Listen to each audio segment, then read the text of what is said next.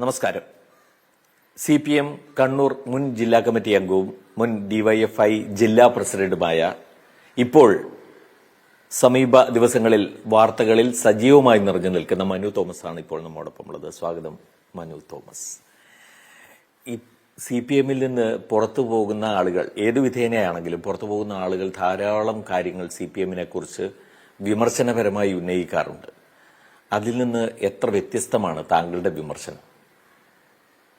CPMൽ നിന്ന് സാധാരണതയിൽ പുറത്തു പോകുന്ന ആളുകൾ ഓരോ സാഹചര്യത്തിലാണല്ലോ ഓരോ ആളുകളും പോകാറുള്ളത്. ചിലർ വിമതരായി മാറി പോകുന്നവരുണ്ട്, പ്രത്യയശാസ്ത്രപരമായി ചില വിഷയങ്ങൾ കൊണ്ടുപോയവരുണ്ട്, നടപടിയെടുത്ത് പുറത്തു പോയവരുണ്ട്. അങ്ങനെ പല തരത്തിലാണ്. അത് അതിൻ്റെ സാഹചര്യത്തിനനുസരിച്ചായിരിക്കും അവർ പ്രതികരിക്കാറുള്ളത്. എന്നെ സംബന്ധിച്ചിടത്തോളം CPMനകത്തുനിന്ന് പുറത്തു പോകണമെന്ന് ഞാൻ ആഗ്രഹിച്ച ഒരാളല്ല. പക്ഷേ ആ സംവിധാനത്തിനകത്ത് നിന്ന് ഞാൻ ഉന്നയിച്ചിട്ടുള്ള ചില കാര്യങ്ങൾ തുടർച്ചയായി ഞാൻ ഉന്നയിക്കുന്ന കാര്യങ്ങളെന്ന് മാത്രമല്ല, പൊതുവെ സമൂഹത്തിന് ഗുണകരമല്ലാത്ത കാര്യങ്ങളെ സംബന്ധിച്ച് അതിനകത്ത് ഒരു തിരുത്തലിന് വേഗത പോരാ എന്ന് തോന്നിയപ്പോഴാണ്, അല്ലെങ്കിൽ അത് ഉണ്ടാകുന്നില്ല എന്ന് തോന്നിയപ്പോഴാണ് എനിക്ക് മാനസികമായി ആ സംവിധാനത്തിൻ്റെ ഭാഗമായി തുടരാൻ പറ്റുന്നില്ല എന്നെനിക്ക് തോന്നിയിട്ടുള്ളത്. അതിന്റെ ഭാഗമായി താങ്കൾ പുറത്ത് എത്തുകയും ചില കാര്യങ്ങൾ താങ്കൾക്ക് പറയേണ്ടി വരികയും ചെയ്യുന്നു. ഞാൻ വിചാരിക്കുന്നത് ആ വാർത്ത പുറത്തു വന്നതിന് തൊട്ട് പിന്നാലെ താങ്കൾ മാധ്യമങ്ങളെ കണ്ടപ്പോൾ താങ്കൾ പലതും അപ്പോഴും പുറത്തേക്ക് പറയാൻ മടിക്കുകയായിരുന്നു. ഈവൻ ഷാജിറിന്റെ പേര് പോലും പുറത്ത് പറയുന്നുണ്ടായിരുന്നില്ല. പക്ഷേ പിന്നീട് താങ്കൾക്ക് പലതും തുറന്നു പറയേണ്ടി വന്നു. ഫേസ്ബുക്ക് പോസ്റ്റിലൂടെ ചില കാര്യങ്ങൾ സംവാദത്തിന് ക്ഷണിക്കേണ്ടി വന്നു. അവിടുത്തെ മുതിർന്ന നേതാവായ P. ജയരാജനെ, അങ്ങനെയുള്ള കാര്യങ്ങളിലേക്ക് പോകേണ്ടി വന്നു. അത് നന്നായി എന്ന് തോന്നുന്നുണ്ടോ? കാരണം കുറെ കാര്യങ്ങളൊക്കെ അങ്ങനെ പുറത്തേക്ക് പറയാൻ സാധിച്ചല്ലോ. അതൊരു നന്നായി എന്ന് തോന്നുന്നുണ്ടോ, അതോ അതൊരു ഭാരമായി വന്നോ? അല്ല, എന്നെ സംബന്ധിച്ച് വ്യക്തിപരമായി നോക്കിയാൽ ഇത്തരം കാര്യങ്ങൾ ഇങ്ങനെ പറയുന്നതിനോട് എനിക്ക് താല്പര്യമുള്ള ആളല്ല. കാരണം ഇങ്ങനെ ഈ മീഡിയയിലൂടെയും ഇതിനകത്തൂടെയൊക്കെ ഇങ്ങനെ എല്ലാ കാര്യങ്ങളും പറയുന്നതിനോട് എനിക്ക് താല്പര്യമുള്ള ആളൊന്നുമല്ല ഞാൻ. പക്ഷേ ചില കാര്യങ്ങൾ ഈ പ്രേരിപ്പിച്ച ഘടകമെന്നുള്ളത്, CPMന്റെ ജില്ലാ കമ്മിറ്റി യോഗം ചേരുന്നു. ആ യോഗത്തിൻ്റെ സാധാരണത്തിൽ അതിൻ്റെ രീതി അനുസരിച്ച് അതിൻ്റെ മിനിറ്റ്സ് അതിൻ്റെ സംഘടന റൂട്ടിൽ അതൊരു രേഖയാക്കി താഴേക്ക് ഒരു സർക്കുലറാക്കി താഴേക്ക് കൊടുക്കുകയാണ് ചെയ്യുക, അതിൻ്റെ സംഘടനാ തീരുമാനങ്ങൾ. അത് സംഭവിക്കുന്നതിന് മുമ്പ് CPM കണ്ണൂർ ജില്ലാ കമ്മിറ്റിയിൽ നിന്നും ആ രേഖ ആരോ ചോർത്തി ഈ പറയുന്ന ഒരു മാധ്യമത്തിന് കൊടുക്കുകയാണ്. ആ മാധ്യമത്തിന് കൊടുക്കുമ്പം കൊടുത്തയാൾ പറഞ്ഞത് മനു തോമസിനെ സംഘടനാപരമായ രീതി അനുസരിച്ച് പാർട്ടിയിൽ നിന്ന് ഒഴിവാക്കി പുതിയൊരാളെ തീരുമാനിച്ചു എന്നുള്ളതല്ല. പകരം അയാൾക്കെതിരെ ഗുരുതരമായ ചില പ്രശ്നങ്ങൾ ചർച്ച ചെയ്യുകയും അതിനെ തുടർന്ന് അയാൾക്കെതിരെ പാർട്ടി നടപടിയെടുക്കുകയും ചെയ്തു. നടപടിയെടുത്ത് പുറത്താക്കി എന്നുള്ളതാണ് തെറ്റായി ആ വാർത്തയെ എത്തിച്ചു കൊടുത്തത് ഒരു മാധ്യമത്തിൻ്റെ കയ്യിൽ. അവരപ്പുറവും ഇപ്പുറവും അതിൻ്റെ വിശ്വാസ്യതയൊന്നും നോക്കാതെ ആ വാർത്ത പ്രസിദ്ധീകരിച്ച് വരികയുണ്ടായി. അത് ഇവർ ഈ വാർത്ത വരുന്ന അതേ മിനിറ്റിൽ എത്തിച്ചു കൊടുത്തവരും അതിൻ്റെ ആളുകളുമെല്ലാം ഇത് സാമൂഹ്യ മാധ്യമങ്ങളിലൂടെ വലിയ ആഘോഷമാക്കി തീർത്തു എനിക്കെതിരായിട്ടുള്ളത്. അപ്പോൾ അവർ പറയുന്നത് വലിയ വിപ്ലവകാരികളാണ്, ഞങ്ങളിങ്ങനെയൊക്കെയാണ് എന്നുള്ളതൊക്കെയാണ് പറയുന്നത്. എത്തിച്ചു കൊടുത്തവർ അത് ആഘോഷമാക്കി എന്ന് പറയുമ്പോൾ നമുക്ക് വ്യക്തമായി അറിയുന്ന ചില ആളുകളുണ്ട്. ഇപ്പോൾ ഈ സന്ദർഭത്തിൽ എനിക്കതിനകത്ത് കൂട്ടിച്ചേർക്കാനുള്ളത്, അപ്പോൾ അങ്ങനെ എത്തിച്ചു കൊടുത്ത് ഈ ആഘോഷമാക്കിയ സമയത്താണ്, അല്ലെങ്കിൽ ഞാൻ ഈ കഴിഞ്ഞ 1.5 വർഷമായി നിശബ്ദമായിരുന്ന് പാർട്ടി മെമ്പർഷിപ്പ് അംഗത്വം പുതുക്കാതെ സ്വാഭാവികമായ ഒരു പുറത്തേക്ക് പോകലിന് വേണ്ടി തയ്യാറായി നിന്ന ആളാണ് ഞാൻ. ഒരു സ്ഥലത്തും ഒരു കമൻറ്റോ ഒന്നും പറയാൻ വേണ്ടി തയ്യാറ്. അല്ലെങ്കിൽ എനിക്കിപ്പോൾ പാർട്ടിയെ അങ്ങനെ അപകടപ്പെടുത്താനോ അല്ലെങ്കിൽ പ്രതിസന്ധിയാക്കാനായിരുന്നെങ്കിൽ ഇപ്പം തെരഞ്ഞെടുപ്പ് കാലമായിരുന്നു, ആ സമയത്ത് എനിക്കിത് പറയാമായിരുന്നു. ഇത്തരം കാര്യം ഇതൊന്നും എൻ്റെ മനസ്സിൽ ഇല്ലാത്ത കാര്യമോ ഞാൻ മറന്നുപോയ കാര്യമൊന്നുമല്ലല്ലോ. അപ്പം ഞാനൊന്നും പറയാൻ ഞാൻ സ്വയം ഒഴിഞ്ഞു പോകാൻ വേണ്ടി തീരുമാനിച്ചതാണ്. പക്ഷേ ഈ സംവിധാനത്തിനകത്തു നിന്ന് ഇങ്ങനെ ഇത്ര നീചമായൊരു കാര്യം എനിക്കെതിരായി വീണ്ടും ഉണ്ടായപ്പോൾ എനിക്കത് സമൂഹത്തിൽ കിടക്കുകയാണ്, എനിക്കെതിരായി തെറ്റായ നിലയിൽ. അപ്പോൾ എനിക്കത് പറയാതിരിക്കാൻ കഴിയാത്തൊരു സാഹചര്യത്തിലാണ് ഞാനന്ന് വൈകുന്നേരം മാധ്യമങ്ങളോട്. ഞാൻ ആദ്യം വിളിച്ചപ്പോൾ മാധ്യമങ്ങളോടൊന്നും എനിക്ക് പറയാനില്ല. പിന്നെ എനിക്ക് തോന്നി അത് പറഞ്ഞില്ല എങ്കിൽ പിന്നെ അതൊരു പെശകാണെന്ന് തോന്നിയത് കൊണ്ടാണ് ഞാനത് പറയാൻ തയ്യാറായത്.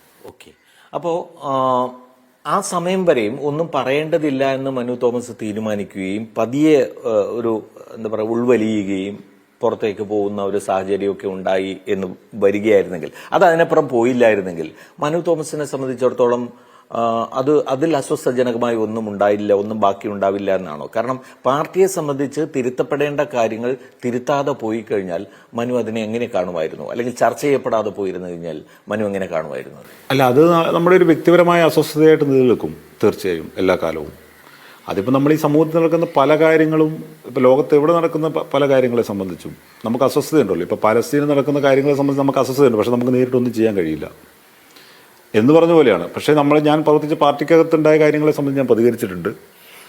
അതിനുള്ളിൽ നിന്നുകൊണ്ട് നല്ലതിൽ പ്രതികരിച്ചിട്ടുണ്ട്. അത് ഇന്നും ഇന്നലെയല്ല, ഞാൻ പ്രവർത്തിച്ച കാലയളവിലെല്ലാം സംഘടനാ വിരുദ്ധമായ ഈ പറഞ്ഞ സാമൂഹ്യ വിരുദ്ധമായ കാര്യങ്ങളൊക്കെ എൻ്റെ ഭാഗമായിട്ടൊക്കെ എവിടെയെങ്കിലും ഉണ്ടായാൽ ഞാൻ പ്രതികരിച്ചിട്ടുണ്ട്. അതൊരു പക്ഷേ ഞാനൊന്ന് ഇടപെട്ട് ചോദിക്കുകയാണ്. അതിപ്പോൾ നമുക്ക് അറിയാവുന്ന പോലെ ഒരു വിഷയത്തിൽ താങ്കൾ പാർട്ടിക്ക് പരാതി കൊടുത്തിരുന്നു, ആ പരാതിയുടെ കോപ്പി പുറത്തു വരികയൊക്കെ ചെയ്തു. ഇപ്പോൾ അത് എല്ലാവരും പൊതു സമൂഹത്തിന് മനസ്സിലായ കാര്യമാണ്. പക്ഷേ പല കാര്യങ്ങളിലും സംഘടനാ വിരുദ്ധ പ്രവണതകൾ അല്ലെങ്കിൽ സാമൂഹ്യമായ ഒരിക്കലും അംഗീകരിക്കാൻ കഴിയാത്ത പ്രവണതകൾ പാർട്ടിയിൽ ഉണ്ടായിരുന്ന സമയത്തൊക്കെ എതിർത്തിരുന്നു എന്ന് പറയുമ്പോൾ അത് ബോധ്യപ്പെടണമെങ്കിൽ ഇപ്പോൾ അത് താങ്കൾക്ക് തുറന്നു പറയാൻ കഴിയേണ്ടതല്ലേ? ഏതൊക്കെ വിഷയങ്ങളിലായിരുന്നു താങ്കൾ പാർട്ടിക്കുള്ളിൽ സമരം ചെയ്തത്? ഞാനത് പറഞ്ഞല്ലോ, ഞാൻ ഓൾറെഡി പറഞ്ഞല്ലോ.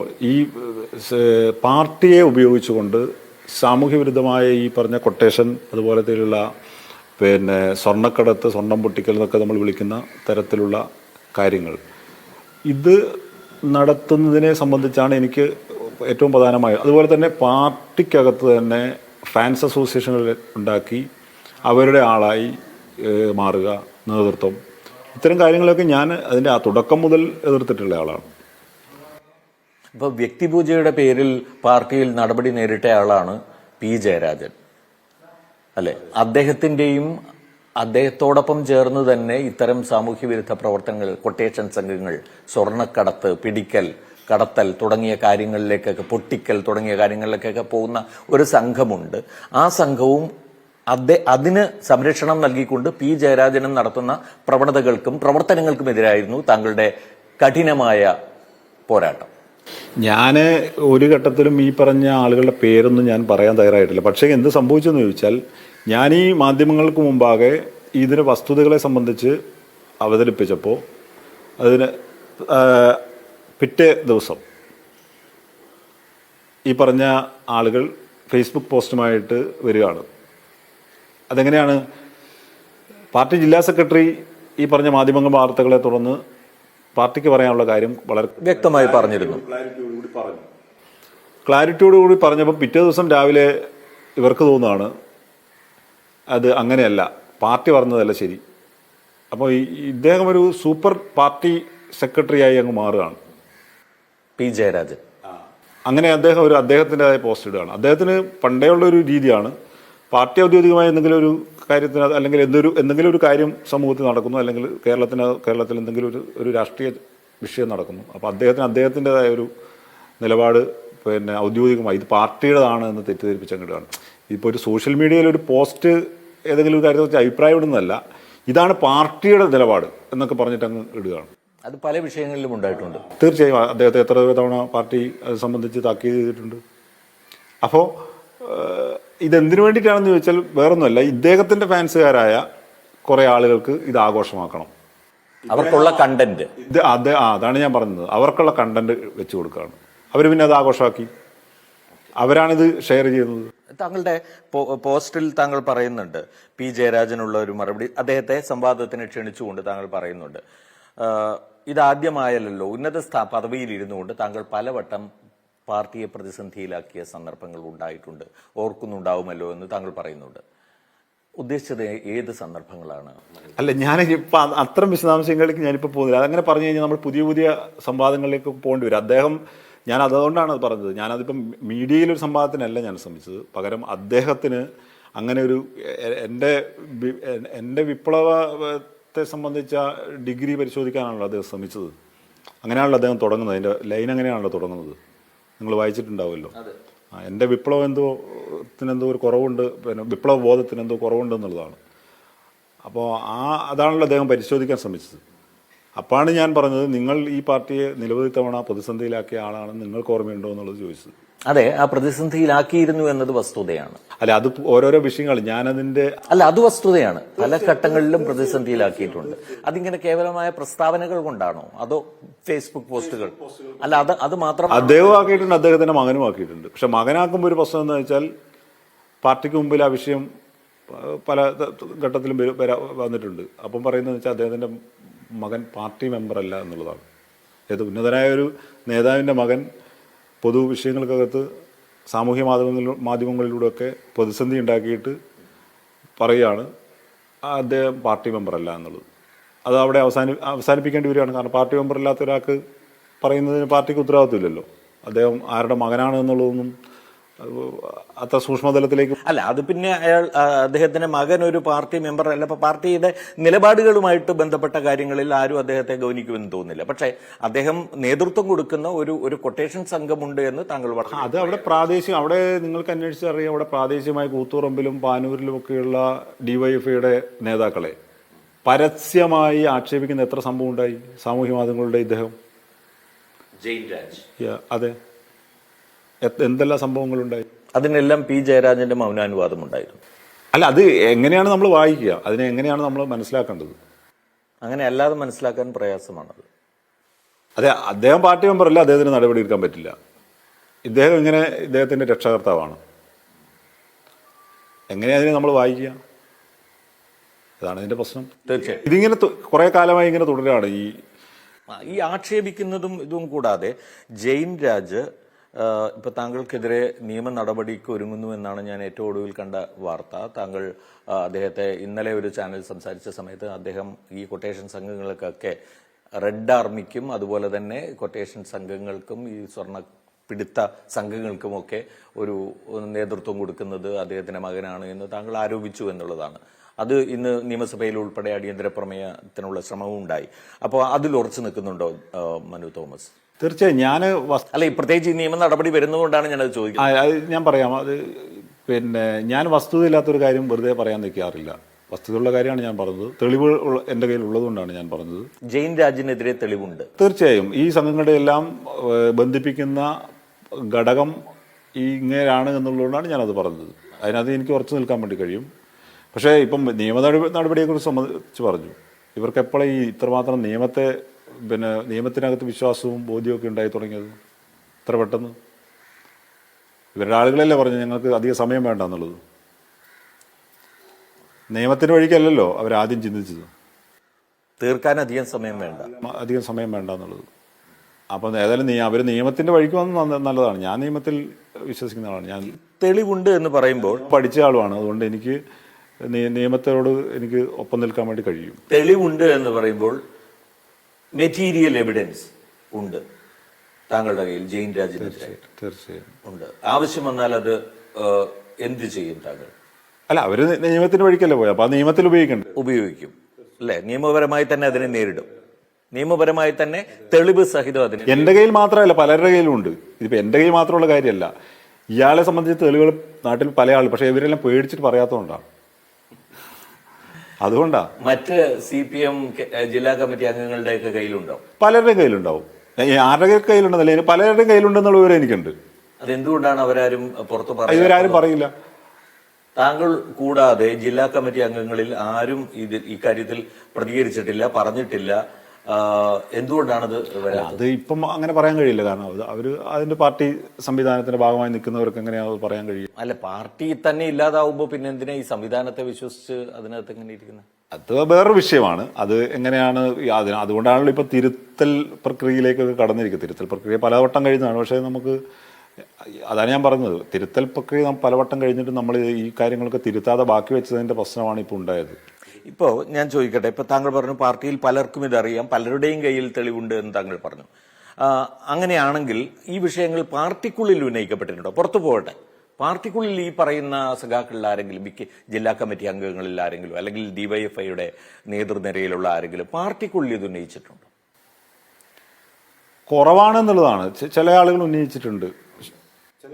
അതിനോടെല്ലാം പാർട്ടി നേതൃത്വം സ്വീകരിച്ച സമീപനം എന്താണ്?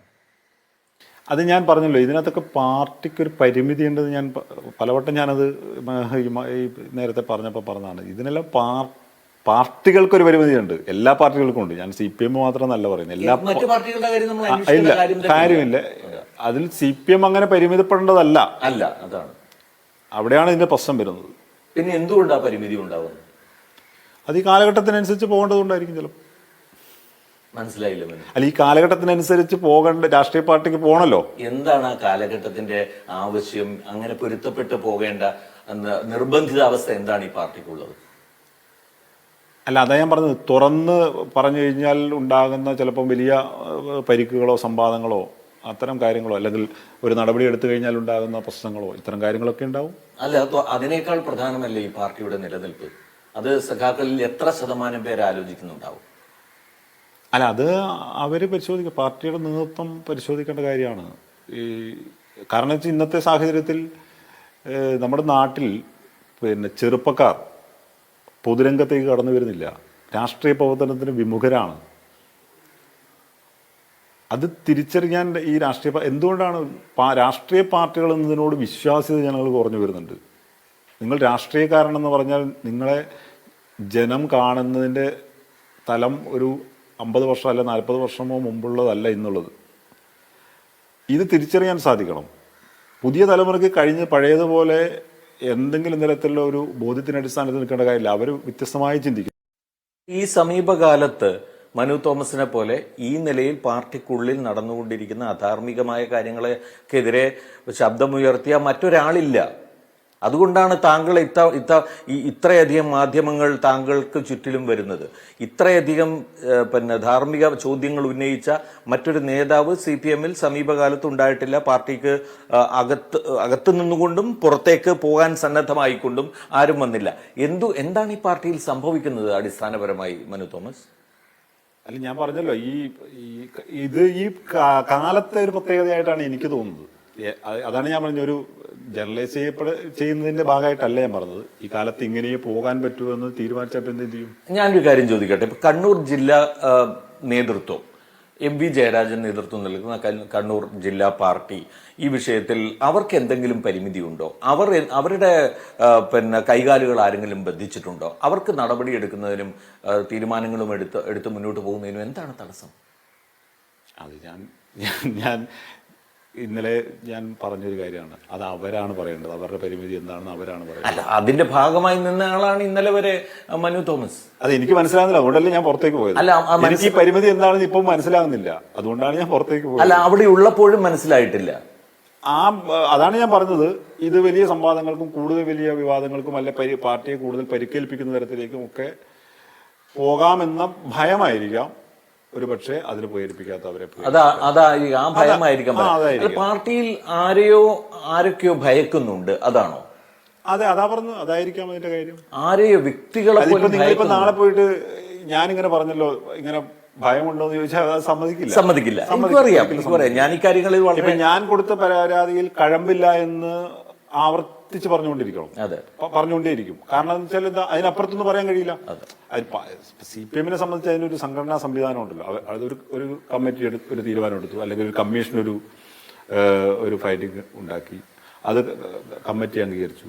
അതിനപ്പുറത്ത് നിങ്ങൾ ചോദ്യം ചോദിച്ചാൽ ആ പാർട്ടി സെക്രട്ടറിക്ക് പറയാൻ പറ്റില്ല. സംഘടനാ സംവിധാനം ഒരു വാക്കുപോലും പറയില്ല. പക്ഷെ അപ്പോഴും സത്യം അവിടെ നിൽക്കുക. അതാണ്. ഇങ്ങനത്തെ ചില സാങ്കേതിക പ്രശ്നങ്ങൾ, ധാർമ്മിക പ്രശ്നങ്ങൾ ഇതിനകത്തുണ്ട്. SFI തൊട്ട് ഇങ്ങോട്ട് പ്രവർത്തിച്ചു വന്ന ഒരാളെന്ന നിലയിൽ മനു തോമസിന് അതൊരു സമകാലി ഒരു വളരെ അടുത്ത കാലത്ത് ആരംഭിച്ച ഒരു പ്രതിസന്ധി ആയിട്ടാണോ, അതോ എല്ലാ കാലത്തും അത് അങ്ങനെ ഉണ്ടായിരുന്നു എന്നുള്ളതാണോ തോന്നുന്നത്? എല്ലാ കാലത്തും ഏറെയും കുറഞ്ഞും ഉണ്ടായിരുന്നു. പക്ഷേ ഈ അടുത്ത കാലത്താണ് ഇതിന്റെ ഒരു വലിയ വ്യാപ്തി ഉണ്ടായത്. നേരത്തെയൊക്കെ ഉണ്ട്, ഇങ്ങനത്തെ പ്രശ്നങ്ങളൊക്കെ ഉണ്ട്, ഒരുപാടുണ്ട്. പക്ഷെ അന്നേപ്പോൾ ഇത് പരിഹരിക്കപ്പെടാൻ കുറെയൊക്കെ ശ്രമിച്ചിരുന്നു. എന്നാണ് എനിക്ക് തോന്നുന്നത്. നമ്മളിപ്പോൾ സംസാരിക്കുന്നത് കണ്ണൂർ ജില്ലയെക്കുറിച്ച് മാത്രമാണ്. ഇപ്പോൾ കണ്ണൂർ ജില്ലാ സെക്രട്ടറി MV ജയരാജനെ കുറിച്ച് ഒരാളോട് 4 പേരോട് ചോദിച്ചു കഴിഞ്ഞാൽ ഒരിക്കലും അദ്ദേഹം ഇത്തരം കാര്യങ്ങളിലൊന്നും ഇടപെടുന്ന ഒരാളായിട്ടും അല്ലെങ്കിൽ അതിനോട് കോംപ്രമൈസ് ചെയ്യുന്ന ഒരാളായിട്ടും ആർക്കും തോന്നില്ല. ആരും അങ്ങനെ പറയുമെന്ന് തോന്നുന്നില്ല. ജില്ലാ സെക്രട്ടറിക്ക് എന്ന നിലയിൽ അദ്ദേഹത്തിന്റെ ക്യാരക്ടറിനെ കുറിച്ച് മനു എന്താണ് പറയുന്നത്? അത് അദ്ദേഹവുമായിട്ടുള്ള ഇപ്പൊ P ജയരാജനെ കുറിച്ച് മനുവിന് പല വ്യത്യസ്ത അഭിപ്രായങ്ങളുമുണ്ട്. ഇതിനകം വ്യക്തമാണ്, നമുക്കതറിയാം. MV ജയരാജൻ ഇതിനെല്ലാം കൂട്ടുനിൽക്കുന്ന ആളാണ്. അല്ല, എനിക്ക് P ജയരാജനോട് വ്യക്തിപരമായ എനിക്കില്ല. ധാർമ്മികമായ പ്രശ്നങ്ങളാണ് മനു തോമസ് ഉന്നയിക്കുന്നത്. അത് ശരിയുമാണ്. എനിക്ക് അങ്ങനത്തെ ഒരു പ്രശ്നങ്ങളുമില്ല. എനിക്ക് ഈ ലോകത്ത് തന്നെ ആരോടും ഒരു വ്യക്തിപരമായ പ്രശ്നമില്ലാത്ത ഒരാളോടും വ്യക്തിപരമായി എനിക്കൊരു പ്രശ്നമില്ല. എന്റെ ചോദ്യം അത് എനിക്ക് മനസ്സിലായി. അതില് ഈ MV ജയരാജൻ എന്ന് പറയുന്ന ഒരു വ്യക്തി, അത് അങ്ങനെ വരുമ്പോൾ പിന്നെ നമ്മളത് വേറെ തലത്തിലാണ് ചിന്തിക്കുന്നത്. നമ്മൾ പാർട്ടി സെക്രട്ടറി ആയിട്ടല്ലേ MV ജയരാജനെ കാണുന്നത്, അല്ലാതെ ഒരു വ്യക്തി എന്ന നിലയിലല്ലോ. അപ്പൊ അദ്ദേഹത്തിന് അത് ആ രീതിയിലാണ് പ്രവർത്തിക്കുന്നത്. അദ്ദേഹത്തിന് ഒന്നും ചെയ്യാൻ കഴിയില്ല. അതാ പറയാ, ഒരു CPM സംബന്ധിച്ച് നിങ്ങൾക്കും അറിയാം, എനിക്കും അറിയാം. അപ്പൊ CPM ഒരു സെക്രട്ടറി അല്ലെങ്കിൽ ഒരാൾ വിചാരിച്ചിട്ട് ഒരു തീരുമാനം എടുക്കാനും പറ്റില്ല. അതിൽ പല ഘടകങ്ങൾ അവരെ സ്വാധീനിക്കുന്നുണ്ടാവും. ആ സ്വാധീനിക്കുന്നതനുസരിച്ചാണ് ആ കമ്മിറ്റിക്കകത്തെ ചർച്ചകളോ അല്ലെങ്കിൽ ആ കമ്മിറ്റിയുടെ ചർച്ചകൾക്കപ്പുറം ഒരു തീരുമാനം ഉണ്ടായിക്കഴിഞ്ഞാൽ പുറത്തുണ്ടാകുന്ന പ്രതിഫലനവും ഒക്കെ പലതും ചേർന്നിട്ടാണ്. അല്ലാതെ ഒരു വ്യക്തിക്ക്, ഒരു സെക്രട്ടറിക്ക് ഇതിങ്ങനെ ആയിക്കോട്ടെ എന്ന് പറഞ്ഞ് തീരുമാനിക്കാൻ കഴിയുന്ന ഒരു സംവിധാനം അല്ലല്ലോ അത്. ചിലപ്പോ ഒരു കമ്മിറ്റിക്കകത്ത് ആകെ ഒരു വൈകാരികമായി ചർച്ച ചെയ്യുന്ന വിഷയത്തിലും നേരെ എതിരായിട്ടായിരിക്കും ചിലപ്പോൾ തീരുമാനം ഉണ്ടാവുക. ഇപ്പൊ കണ്ണൂർ ജില്ലയിൽ നിന്നാണ് മുഖ്യമന്ത്രി, പാർട്ടി സംസ്ഥാന സെക്രട്ടറി,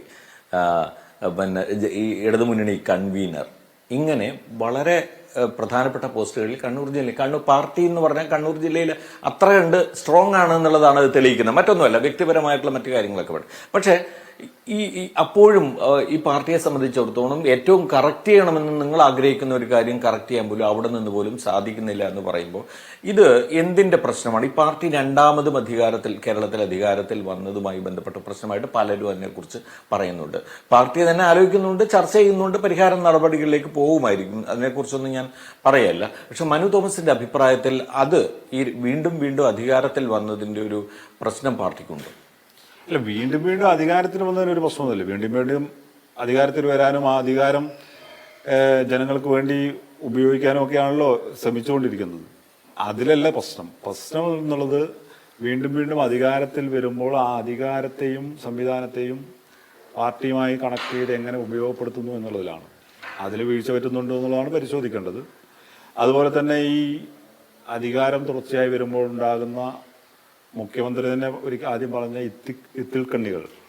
ഇത്തരം ഇത്തിൽക്കണ്ണികൾ കൂടുന്നുണ്ടോ, ഈ സംവിധാനത്തെയും സാഹചര്യത്തെയും ഉപയോഗിച്ചുകൊണ്ട് മറ്റു പല കാര്യങ്ങൾ നടക്കുന്നുണ്ടോ എന്നൊക്കെയുള്ളത് പരിശോധിക്കപ്പെടേണ്ടതാണ്. തീർച്ചയായും പരിശോധിക്കപ്പെടേണ്ടതാണ്. ഇതൊക്കെ ഞങ്ങൾ ഉള്ളിൽ നിൽക്കുമ്പോൾ പറഞ്ഞുകൊണ്ടിരുന്ന കാര്യങ്ങളാണ്, പറയാത്ത കാര്യങ്ങളല്ല. ഉള്ളിൽ നിന്നുകൊണ്ട് പല കാര്യങ്ങളും പറഞ്ഞു. അത് അക്കൂട്ടത്തിൽ ഇപ്പൊ മനു തന്നെ പോസ്റ്റിൽ പറഞ്ഞൊരു കാര്യമുണ്ട്. ഇപ്പോൾ ഒഞ്ചിയമായാലും ഇടയന്നൂരായാലും ഒന്നും വിപ്ലവങ്ങളല്ല, അതൊക്കെ കുറ്റകൃത്യങ്ങളാണ് എന്ന് പറഞ്ഞു, അല്ലെ? ആ സന്ദർഭത്തിൽ ആ നിലപാട് എടുത്തിരുന്നോ മനു തോമസ്? തീർച്ചയായും. ഈ രണ്ട് സംഭവങ്ങൾ ഉണ്ടായ ഘട്ടത്തിൽ തീർച്ചയായും ഞാനല്ലോ, പാർട്ടി തന്നെ നിലപാടെടുത്തില്ലേ? പാർട്ടി തന്നെ അതിനെ ഔദ്യോഗികമായി തള്ളിപ്പറഞ്ഞല്ലേ? TP ചന്ദ്രശേഖരൻ വധത്തിൽ പങ്കില്ല എന്നാണ് പറഞ്ഞത്. തള്ളിപ്പറഞ്ഞാണ് അല്ല, അത് തള്ളിപ്പറയലല്ല, അത് ചെയ്തവരെ തള്ളിപ്പറയലല്ല മനു. പങ്കില്ല എന്നാണ് ഇപ്പോഴും പാർട്ടി പറയുന്നത്. പങ്കില്ല എന്ന് പറഞ്ഞാൽ പിന്നെ ചെയ്തവരെ തള്ളിപ്പറയലല്ലേ? അല്ല, ചെയ്തവർ ഞാൻ അങ്ങനെയാണ് മനസ്സിലാക്കിയിരിക്കുന്നത്. അങ്ങനെയല്ല ഞാൻ പറയുന്നത്. പാർട്ടി ഇതിനെ തള്ളി പറഞ്ഞിട്ടുണ്ട് എന്ന ബോധ്യത്തിലാണ് ഞങ്ങൾ നിൽക്കുന്നത്. TP ചന്ദ്രശേഖരൻ വധം ഒരു തെറ്റായിരുന്നു എന്ന് ഇതുവരെ പാർട്ടി നിലപാട് എവിടെയെങ്കിലും മനു കണ്ടിട്ടുണ്ടോ? ഔദ്യോഗികമായി പാർട്ടി അങ്ങനെ ഒരു നിലപാടുണ്ടോ പാർട്ടിക്ക്? ഞങ്ങൾക്കതിൽ പങ്കില്ല എന്നല്ലാതെ TP ചന്ദ്രശേഖരൻ വധം ഒരു തെറ്റായിരുന്നു അല്ലെങ്കിൽ അത് സംഭവിക്കാൻ പാടില്ലായിരുന്നു. നിങ്ങൾ ഇതേ ചോദ്യം ഒരു പാർട്ടി ലീഡറോട് നിങ്ങൾ ചോദിച്ചു നോക്കൂ, അവരപ്പോൾ എന്തായിരിക്കും മറുപടി പറയാൻ നോക്കും? അവരത് വേണ്ടതായിരുന്നു പറയോ? വേണ്ടതായിരുന്നു എന്ന് ഇതുവരെ പറഞ്ഞിട്ടുമില്ല. അത് ഞാൻ പറയുന്നില്ല. TP ചന്ദ്രശേഖരൻ അല്ല, ഞാൻ ഒന്ന് കൂട്ടിച്ചേർത്തോട്ടെ. അങ്ങനെ ഒരു നേതാവിനോട് നിങ്ങൾ ഏതെങ്കിലും ഒരു CPM-ന്റെ നേതാവിനോട് ചോദിച്ചാൽ അത് വേണ്ടതായിരുന്നു, അത് കാലഘട്ടത്തിന്റെ ആവശ്യകതയായിരുന്നു, അനിവാര്യതയാണെന്ന് പറയാൻ പറ്റില്ല. സ്വാഭാവികമായിട്ട് എന്താണ് അതിൽ എന്തോ നടന്നിട്ടുണ്ട്. അതിൽ പാർട്ടിക്ക് പങ്കില്ല എന്ന് പാർട്ടിക്ക് പങ്കുണ്ടെന്ന് പറയാനും പറ്റില്ല. പക്ഷെ എന്തോ നടന്നിട്ടുണ്ട്. പക്ഷെ യഥാർത്ഥത്തിൽ പാർട്ടി നേതാക്കൾ പ്രതികളായി. എന്താണ് നടന്നത്, എന്താ സത്യം നടന്നത് അതിനകത്ത്? ഞാൻ മനസ്സിലാക്കുന്നത് പ്രതികളാക്കപ്പെട്ട എല്ലാവരും അതിനകത്ത് നേരിട്ട് പങ്കെടുത്തവരൊന്നും ആകണമെന്നില്ല. കുറേ അധികം പ്രതികളുണ്ടായിരുന്ന കേസാണല്ലോ അത്. എല്ലാവരും പ്രതികളാണെന്നില്ല. എന്നാൽ ഇന്ന് അതിന്റെ മുമ്പിൽ ശിക്ഷ അനുഭവിക്കുന്നവരെല്ലാം ഏതാണ്ട് ശരിയായ പ്രതികളായി തന്നെയാണ് അതിനകത്ത് ചിത്രീകരിക്കപ്പെട്ടിട്ടുള്ളത്. അവരെയാണ് പക്ഷേ ശിക്ഷ കൊണ്ടുവരാനും പാർട്ടി ആലോചിക്കുന്നത് എന്ന് പറയുന്നു. പാർട്ടിയല്ല, സർക്കാരിന്റെ ഭാഗത്ത് നിന്ന് നീക്കമുണ്ടായതായി ഇപ്പോൾ വെളിപ്പെട്ട് വരുന്നത്. അപ്പൊ യഥാർത്ഥത്തിൽ ഈ സംരക്ഷണം എന്ന് പറയുന്നത് ഇതാണ് ഞാൻ ചോദിക്കുന്നത്. കേവലം ഇപ്പോ റെഡ് ആർമിക്കാരെ അല്ലെങ്കിൽ അർജുൻ ആയെങ്കിൽ ആകാശ് തിലങ്കേരി മാത്രമല്ല, ഇതുപോലെ കൊട്ടേഷൻ സംഘങ്ങളെ മുഴുവൻ സംരക്ഷിക്കുന്ന തരത്തിൽ പാർട്ടിയുടെ സ്വഭാവം മാറിയോ? അതാണ് ഞാൻ പറഞ്ഞത്. ഈ പറഞ്ഞ കാര്യങ്ങളിലൊക്കെ ഏർപ്പെട്ട ആളുകൾ, ഈ സംഭവങ്ങളിലൊക്കെ ഏർപ്പെട്ട ആളുകളാണ് ഈ പറഞ്ഞ ആളുകളൊക്കെ. ഇപ്പോൾ ഈ പറഞ്ഞ ആഘോഷമായി നടക്കുന്ന ആളുകൾ, അവർ യഥാർത്ഥത്തിൽ നാട്ടിൽ പ്രചരിപ്പിക്കുന്ന ഒരു കാര്യം എന്താ? നാട്ടിലെ പാർട്ടി പ്രവർത്തകരെയും സാധാരണ പ്രവർത്തകരെയും ജനങ്ങളെയൊക്കെ ചിലരെ പേടിപ്പിക്കുക, ചിലരെ ആവേശം കൊള്ളിക്കുക. ഈ രണ്ട് കാര്യത്തിന് ഇത് ഉപയോഗിക്കുന്നുണ്ട്. ഈ യഥാർത്ഥത്തിൽ ഈ കൊട്ടേഷൻ നടത്തുന്ന ആളുകൾക്ക് ആളുകളെ കൊല്ലുക എന്നുള്ളത് അവരുടെ പ്രൊഫൈൽ വർദ്ധിപ്പിക്കുന്നതിന്റെ ആവശ്യമാണ്. യഥാർത്ഥത്തിൽ ഇതാണ് സംഭവിക്കുന്നത്. അതിൽ പാർട്ടിയുടെ ചില ആവശ്യങ്ങൾ നടന്നു പോവുകയും ചെയ്യുന്നു. അല്ല, അതാ പറഞ്ഞത്, തെറ്റായി ഉപയോഗപ്പെട്ടിട്ടുണ്ട് എന്നുള്ളതാണ് ഞാൻ പറയുന്നത്. തെറ്റായി ഉപയോഗപ്പെട്ടിട്ടുണ്ട്, അവരത് നല്ലോണം അതിനെ മുതലാക്കുകയും ചെയ്തു എന്നുള്ളതാണ്. അതിന്റെ ഒരു ഞാൻ പറഞ്ഞു, ഇതൊരു കാലഘട്ടത്തിൽ സംഭവിച്ചതാണ്. ഇതൊരു കാലഘട്ടത്തിൽ ഉണ്ടായ പ്രശ്നമാണ്. ഇതിനെ ഇവർ തെറ്റായി പ്രചരിപ്പിക്കുന്നു, താഴെയുള്ള ആളുകളെ തെറ്റിദ്ധരിപ്പിക്കുന്നു. അതുകൊണ്ടാണ് ഞാൻ അവരോട് പറഞ്ഞത് അതൊരു വിപ്ലവ പ്രവർത്തനമല്ല, ഒരു വൈകൃതമായിരുന്നു എന്നുള്ളത് ഞാൻ അവരോട് വൈകൃതമായിരുന്നു എന്നുള്ളത് ഞാൻ പറയാൻ കാരണം അതിന് വല്ലാതെ ആവേശം ചെയ്യേണ്ട കാര്യമില്ല. അതൊരു കയ്യൂർ സമരമോ മുനയംകുന്നോ കാവുമ്പായോ പോലെയുള്ള ഒരു സമരം, വിപ്ലവ പ്രവർത്തനമോ സമരമൊന്നും ആയിരുന്നില്ല, ഒരു പ്രതിരോധവും ആയിരുന്നില്ല. അതൊക്കെ തെറ്റായിരുന്നു എന്ന് ഉള്ളത് തന്നെയാണ്. അതിന്റെ പേരിൽ നിങ്ങൾ ഈ നാട്ടിൽ ആളുകളെ തെറ്റിദ്ധരിപ്പിച്ചിട്ട് അതിന്റെ മറവിൽ ഈ കൊട്ടേഷൻ പണിയും സ്വർണ്ണക്കടത്തിന്റെ ഏർപ്പാട് നടത്തേണ്ടതില്ല എന്നുള്ളതാണ്. മനുവിന്റെ ഈ അഭിപ്രായം ഒറ്റപ്പെട്ടതായിരിക്കാൻ വഴിയില്ല എന്നാണ്. കാരണം പൊതുസമൂഹത്തിൽ അങ്ങനെ വിശ്വസിക്കുന്ന ധാരാളം പേരുണ്ട്. ഫലം ഉണ്ട്, വളരെ വ്യക്തമായിട്ട് നമുക്കറിയാം.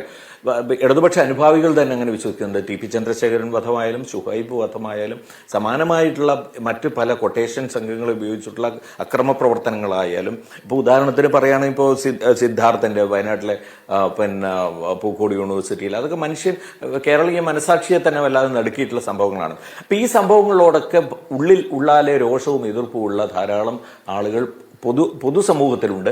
സമാനമായി ഇപ്പോൾ മനു തോമസിനെ പോലെ പാർട്ടിയിലും ധാരാളം പേരുണ്ട് എന്ന് പറഞ്ഞു കഴിഞ്ഞാൽ മനു നിഷേധിക്കും?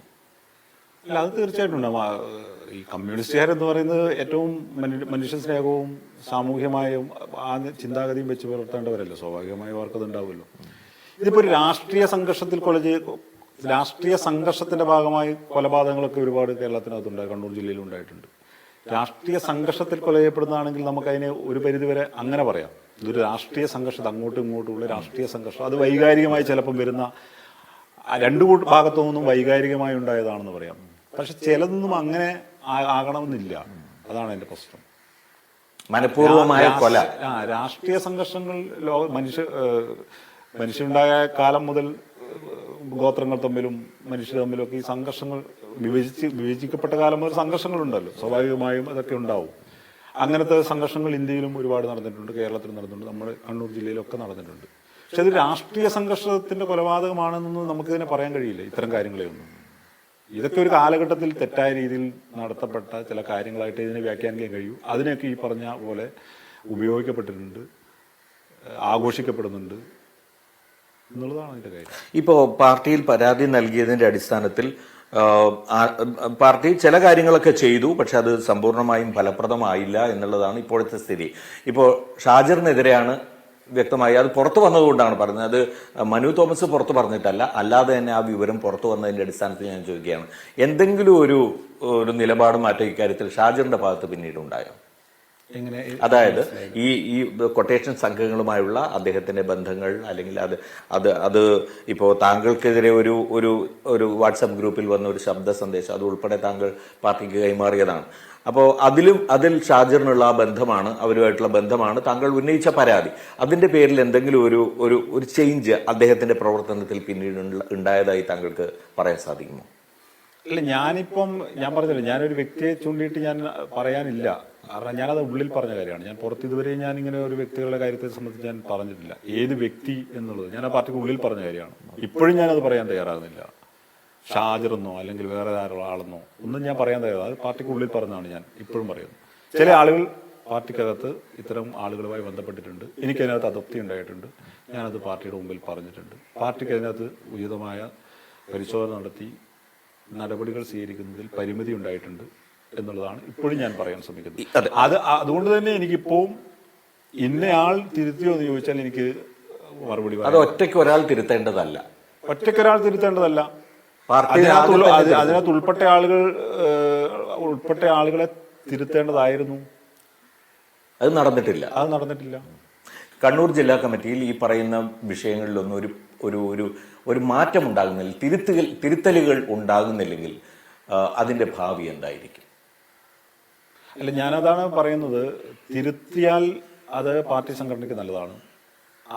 അത് പ്രവർത്തിക്കുന്ന സമൂഹത്തിനും അവിടുത്തെ ജനങ്ങൾക്കും നല്ലതാണ് തിരുത്തിയാൽ. അല്ലെങ്കിൽ എന്ന് വെച്ചാൽ ജനങ്ങൾക്ക് തിരുത്തേണ്ട ഒരു സാഹചര്യം ഉണ്ടാവും. പാർട്ടിയെ തിരുത്തേണ്ട സാഹചര്യം അതാണല്ലോ ഇപ്പം കണ്ടുകൊണ്ടിരിക്കുന്നത്. നമ്മൾ പഴയ കാലത്തെ പോലെ ഈ രാഷ്ട്രീയ പ്രസ്ഥാനങ്ങൾക്ക് അന്ധമായൊരു ഒരു കോട്ടയോ അല്ലെങ്കിൽ ഇതൊക്കെ നഷ്ടപ്പെട്ടുകൊണ്ടിരിക്കുകയാണ്. അത് തമ്മിലുള്ള ജനങ്ങളും രാഷ്ട്രീയ പ്രസ്ഥാനങ്ങളും തമ്മിലുള്ള ബന്ധം എന്ന് പറയുന്നത് ഒരു വ്യത്യസ്ത തലത്തിലേക്ക് മാറിയിരിക്കുകയാണ്. ഇത് കാലഘട്ടം ഏതാണ്? നമ്മൾ 60കളിലെ ഒളിവ് കാലഘട്ടമല്ല. ആ കാലഘട്ടത്തെ വെച്ചുകൊണ്ട് ജനങ്ങളെ അളക്കരുത്. അതായത് വിജയമാഷ് പറഞ്ഞു, പാർട്ടിയല്ല ജനങ്ങളാണ് വലുത്. അതാണ് ഞാൻ പറഞ്ഞത്. അതുകൊണ്ട് അതിനനുസരിച്ച് പാർട്ടി സംഘടന തിരുത്തപ്പെടുകയാണെങ്കിൽ തീർച്ചയായും ജനങ്ങൾക്ക് വിശ്വാസം ഉണ്ടാകും. അല്ലെങ്കിൽ ജനങ്ങൾ ഈ സംവിധാനത്തിൽ നിന്ന് അകന്നു പോകും. അതുകൊണ്ടാണല്ലോ ഇപ്പൊ പാർട്ടി ജനങ്ങളിലേക്ക് കേൾക്കാൻ വേണ്ടി. പക്ഷെ ജനങ്ങളിലേക്ക് കേട്ടാൽ മാത്രം പോരാ, അത് തിരുത്തേണ്ടവർ തിരുത്തണമെന്നുള്ളതാണ്. ഈ ഇടയ്ക്ക് പാർട്ടി പ്രവർത്തനങ്ങളിൽ നിന്ന് കുറച്ച് മാറി നിന്ന സമയത്താണ് കുറെ കഥകളൊക്കെ എഴുതിയതെന്ന് എനിക്കറിയാം. ഇനിയും കഥകളൊക്കെ എഴുതാനുള്ള പ്ലാനുണ്ടോ? നമ്മുടെ മനസ്സിൽ കഥകളുണ്ടല്ലോ ഇപ്പോൾ. അത് നമുക്ക് എഴുതാനുള്ള സമയം കിട്ടാത്തതിന്റെ പ്രശ്നമാണ്. അപ്പൊ ഇപ്പം കുറച്ച് വായിക്കാനും എഴുതാനൊക്കെ സമയം കിട്ടി. അതിപ്പോൾ കുറച്ച് കഥകൾ എഴുതി. അല്ല, എന്തെങ്കിലും ചില മാറ്റങ്ങളൊക്കെ വരികയാണെങ്കിൽ പാർട്ടിയിലേക്ക് തിരിച്ചു പോകുമോ, അതോ മറ്റേതെങ്കിലും തരത്തിൽ രാഷ്ട്രീയ പ്രവർത്തനം തുടരാൻ ഉദ്ദേശിക്കുന്നുണ്ടോ മനു? ഇല്ല, ഞാനിപ്പം ഇങ്ങനെ പുറത്തു വന്ന് സ്വതന്ത്രമായി നിൽക്കുകയാണ്. കുറച്ച് സ്വതന്ത്രമായ വായു ശ്വസിക്കട്ടെ. എഴുത്തും വായനയൊക്കെ. വളരെ നന്ദി Manu Thomas. Thank you so much.